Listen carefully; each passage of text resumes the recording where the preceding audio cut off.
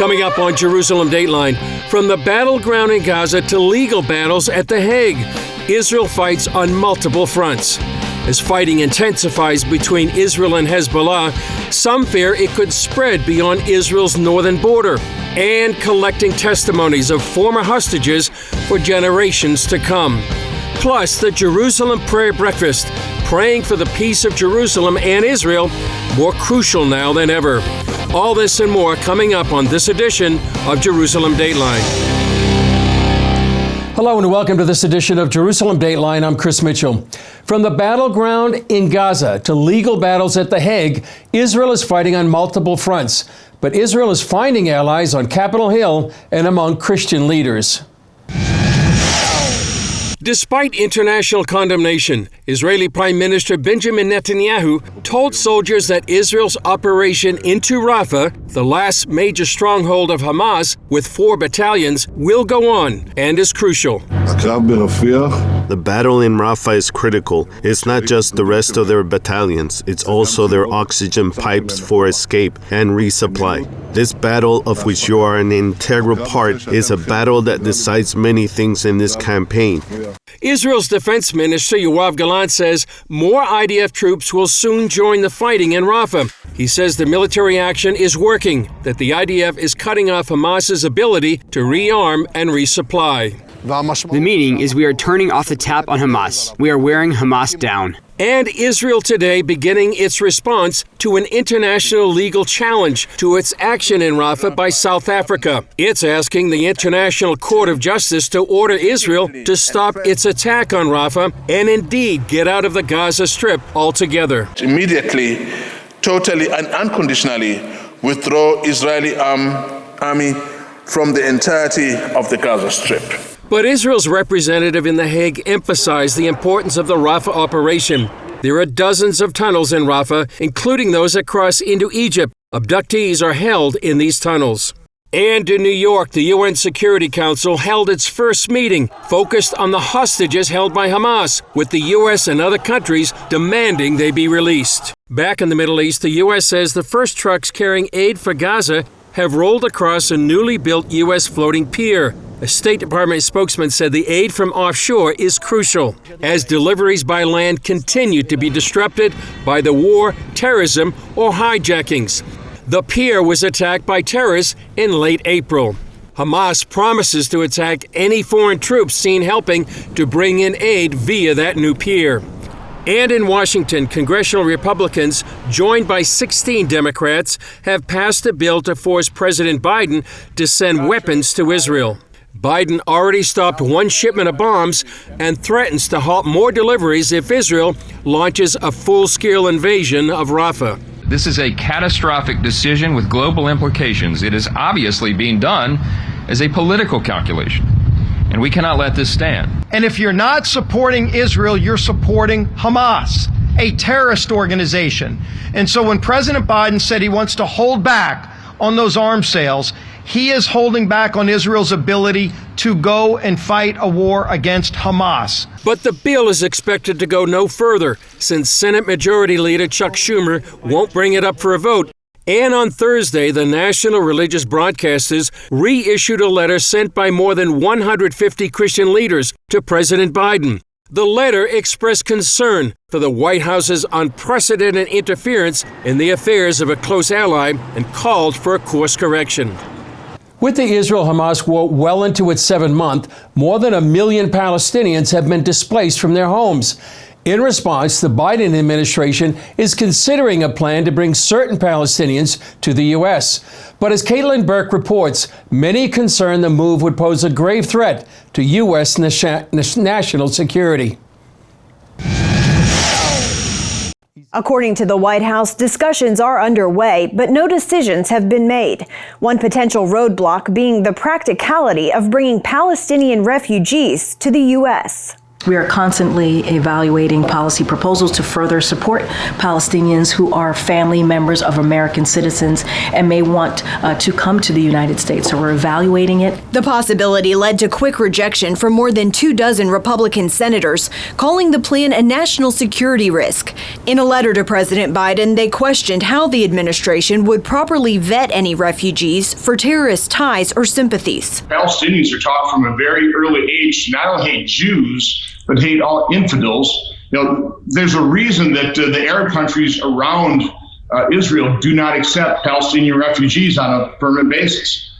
It's a risky proposition. So why add that risk to the enormous risk, the clear and present danger that this administration is already subjecting America to with their open border on our southwest border? Former State Department advisor Gabriel Nerona, now executive director of Polaris National Security, points out that according to international asylum law, the U.S. should not be on the hook for taking in Palestinian refugees. The United States is not the first country in the region that people can get to. It's pretty much the last country that people can get to. And so they should be looking to go other places. And the Biden administration, frankly, should be showing a leadership role here, pressing states in the region to take in refugees from Gaza who are actually trying to find a safe place to live right now. Since the U.S. refugee program began more than 40 years ago, it has not resettled Palestinians in large numbers. Nerona tells CBN News, however, he believes neither past policy nor Republican pushback will prevent the administration from moving forward. Frankly, they've had an immigration policy from day one that is all about doing what they believe is the humanitarian thing and ignoring national security concerns. According to recent polls, 34% of Palestinians in Gaza support Hamas, and the Biden administration acknowledges the terror group has disguised its militants during prior civilian evacuations. Caitlin Burke, CBN News, Washington. Coming up, some fear the fight between Israel and Hezbollah could spread beyond Israel's northern border.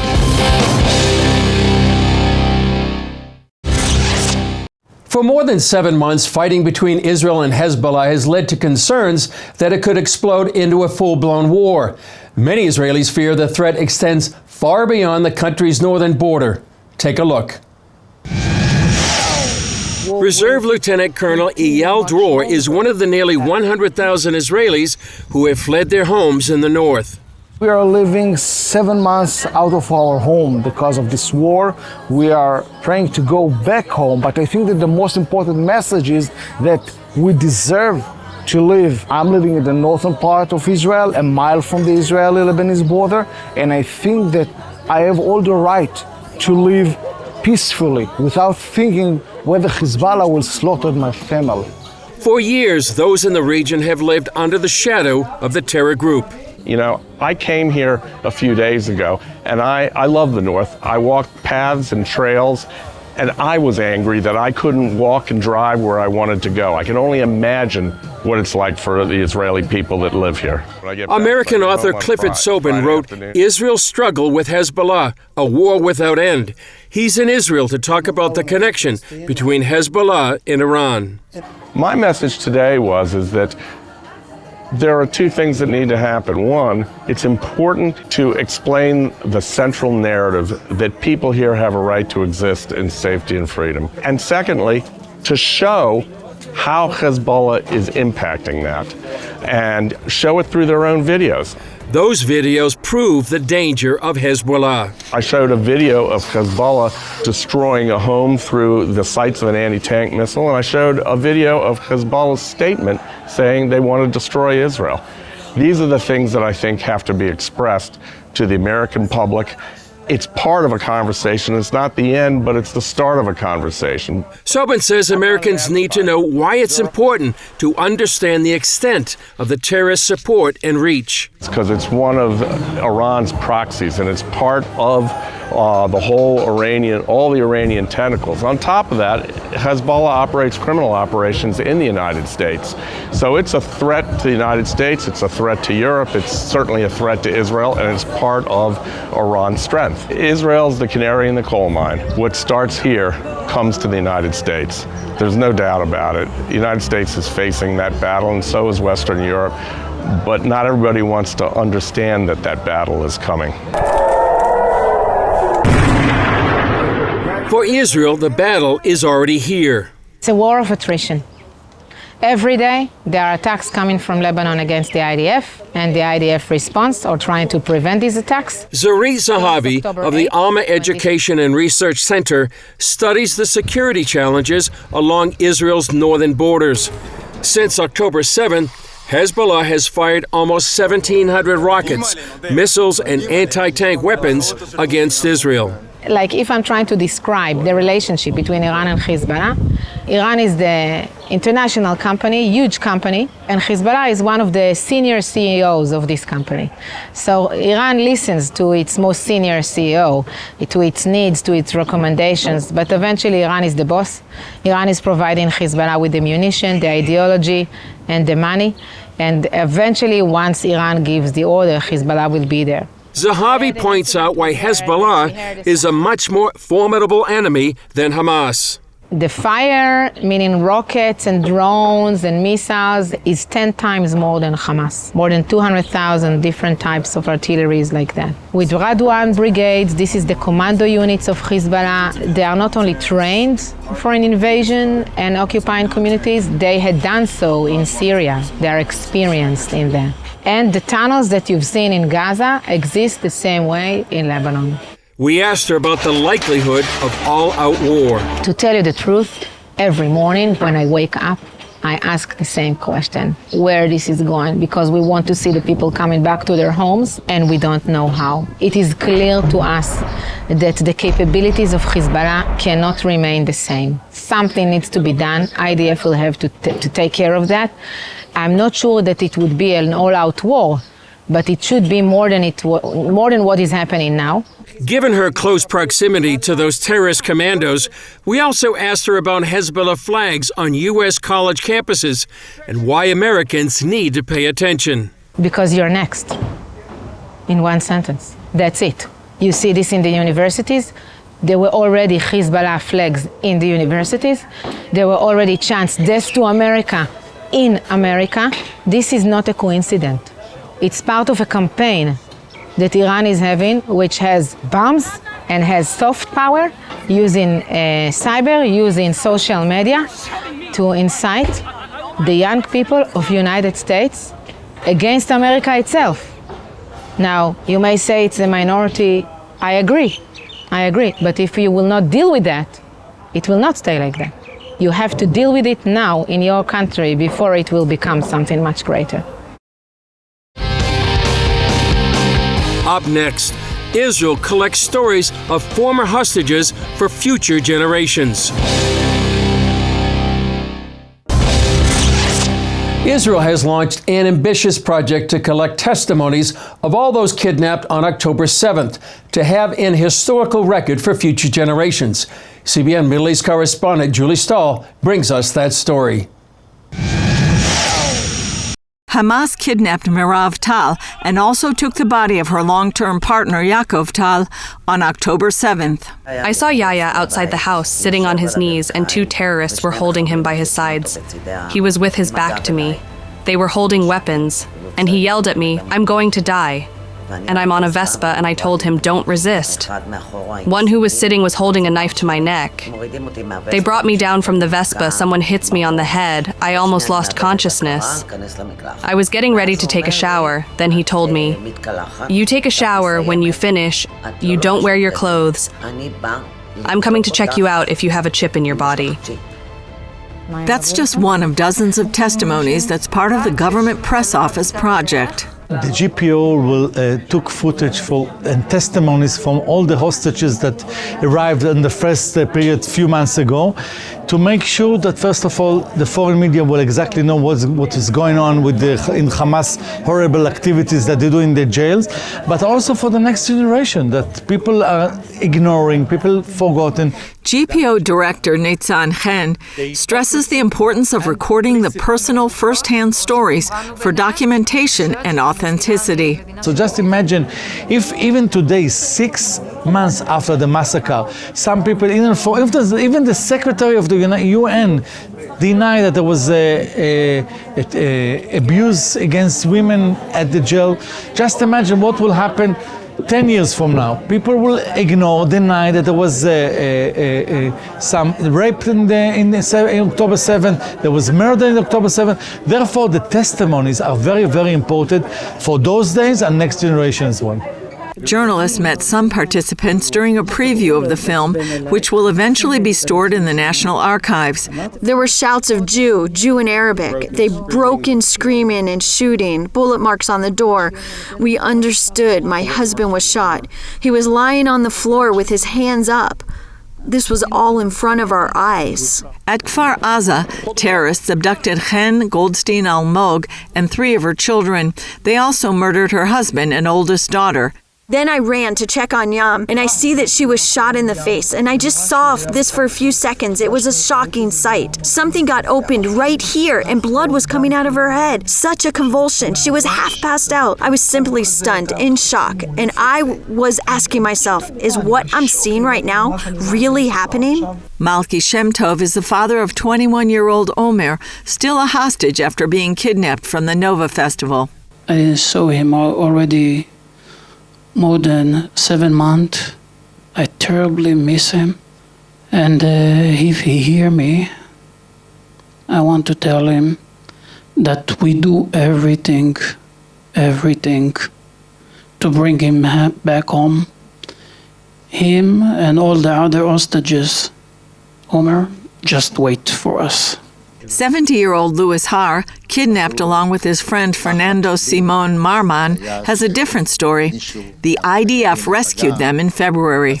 Suddenly I heard boom, and then wild shooting began and someone grabbed my leg, pulled me down and said, "Put your head down." He said, "Luis, we are the IDF. The IDF. We came to take you home." From that moment, that's it. I was in their hands. It gave me so much confidence. Louis told CBN News the most important priority is to bring the hostages home. We didn't lose our hope, and I hope that no one here loses his hope, because this is the last thing that needs to happen. We need to be strong in order to do everything to bring the hostages home. He says being in captivity convinced him that belief in coexistence just is impossible. Many of the captors said to me, they don't think we should be here. There shouldn't be a land of Israel. There should only be Palestine. That says that we don't have a partner for peace because they teach their children this from the time they're born. They only value hatred, to buy a weapon, and to kill the Jews. That's what they know. Moshe Or's brother, Avi Natan, was kidnapped along with his girlfriend, Noah Argamani, whose mother has terminal brain cancer. Moshe hopes the free world will pressure Hamas in any way possible to free the hostages, because not doing so sends a dangerous message. What will the terrorists all over the world will see and learn? They will learn that by taking hostages, civilians hostages, they can have benefits or earn something in the political field. Imagine yourself what will happen in terrorists in the USA. They will try, okay, if they will want to get something in the political field, they will take hostages. With more than 130 hostages still in Hamas captivity, the issue remains a top priority for Israel. Julie Stahl, CBN News, Jerusalem.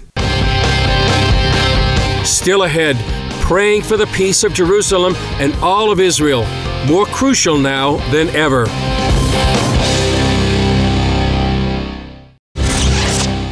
As Israel is at war, Christians from around the world are coming up to Jerusalem for the Jerusalem Prayer Breakfast. I spoke with founder Albert Wexler about the upcoming event and how important it is to pray for the peace of Jerusalem and Israel at this time. Albert Wexler, great to be with you again here, talking about the Jerusalem Prayer Breakfast that you helped found. Tell us about this upcoming one here in Jerusalem, which is actually the first one in Jerusalem since October 7th. Thank you, Chris, for having me. Well, we're really excited about the upcoming Jerusalem Prayer Breakfast, and I think God will really carve out a special moment in time, gathering the nations, allowing us to come together to pray for the peace of Jerusalem before some, I believe, major changes and shifts conflicts are going to take place, because I mean we are heading to a major confrontation. You don't need to be a prophet to realize that, and the West is really under a massive attack, and they haven't really understood it. But I think this is something that we're going to be seeing in this coming time. So there's never been better time to come to Jerusalem and pray. Okay, and you have people coming here from the nations? Yes, despite all the cancellations of flights and whatnot, people are coming from all over the world, from Japan, from United States, from Europe, from Africa, and so we will have a very international crowd of people, as always, leaders, congressmen, members of parliament, and of course our Knesset members are going to be hosting them in the Knesset at Waldorf Astoria Hotel, and it's going to be huge. How significant it is when you have members of Knessets and parliaments, mayors, to come here and pray for Jerusalem and then have that impact in their own nations? I think this is very significant, and I think it is something we're very much looking forward for, because every time when the Jews and Christians come together and pray, there is a significant change coming. I would even call it a history-making moment. We saw it in Holland. You were there with us when the reparation funds that were held back were suddenly released on the day we were gathered at the Reader's Hall. We've seen it in Rome, Italy, when the senators promised to help Israel and move the embassy, and then they win the elections exactly a year later. Now they have to fulfill their promise. Yeah. But there's like many things that you can see. I could tell story after story. We were just in Sweden, so amazing unity and love and support for Israel, despite the fact that the people on the streets of Stockholm were not so happy. Yeah. Now, you founded this Jerusalem Prayer Breakfast how many years ago? That was in 2016. We started talking with Robert Ilatov. Then President Reuven Rivlin endorsed the idea as a great surprise for all of us. And then we launched it 2017. You were actually one of our founders. You came and you've seen it, take us all over the world. We have been now in 20 cities. Outside of Israel. So it's the 8th annual Jerusalem Prayer Breakfast in Israel. And then after that, we're going to go to New York on the UN week. Well, that's a significant place and time to be when literally the nations of the world come back to New York for the annual General Assembly. Tell us how people they can either come here, you're expecting several hundred, but how can they find out about the Jerusalem Prayer Breakfast? Well, we have our website, www.jerusalemprayerbreakfast.org, and there is a contact button. There is the information about the registration. People can contact us and say, please tell me how to register, or tell me how to watch the live stream of the Jerusalem Prayer Breakfast on May 29 and 30th. So it's very simple. It's just to click on contact. And final question, Albert, how important is it to be praying for the peace of Jerusalem at this time? Chris, there's never been a more important time to pray for the peace of Jerusalem. We are at war. Our boys are dying in Gaza, and there is a front in the north. In the south, there can be some more fronts open up. Iran just attacked us with 350 projectiles, and you see God protected us from any direct hits. So is it the time to pray for peace of Jerusalem? I think it is. I think so too. Albert Brexel, thanks for joining us, and look forward to the Jerusalem Prayer Breakfast. Thank you, Chris. Really appreciate you having me. Well, that's all for this edition of Jerusalem Dateline. Thanks for joining us. And please continue to pray for the peace of Jerusalem and Israel at this critical moment, and for the speedy and safe return of the hostages. Here are some of the names to pray for: Sasha Trofano, Leary Ilbag, Alexander Danzig, Matan Angritz, Almog Sarusi, Omer Shemtov, Avi Natan, and Noah Argamani. I'm Chris Mitchell. We'll see you next time on Jerusalem Dateline.